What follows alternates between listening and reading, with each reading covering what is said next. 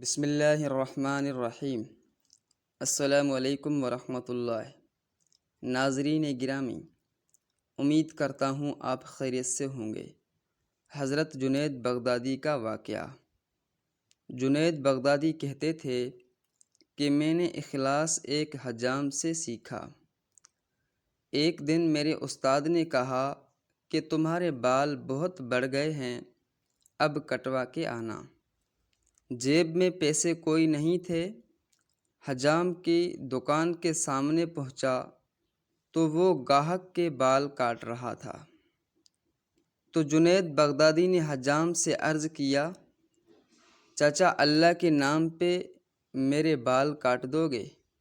یہ سنتے ہی حجام نے گاہک کو سائڈ پر کیا اور کہنے لگا، پیسوں کے لیے تو روز بال کاٹتا ہوں، اللہ کے لیے تو آج کوئی آیا ہے۔ اب ان کا سر چوم کر کرسی پہ بٹھایا، روتے جاتے اور بال کاٹتے جاتے۔ حضرت جنید بغدادی نے سوچا کہ زندگی میں جب کبھی پیسے ہوئے تو ان کو ضرور کچھ دوں گا۔ کافی عرصہ گزر گیا۔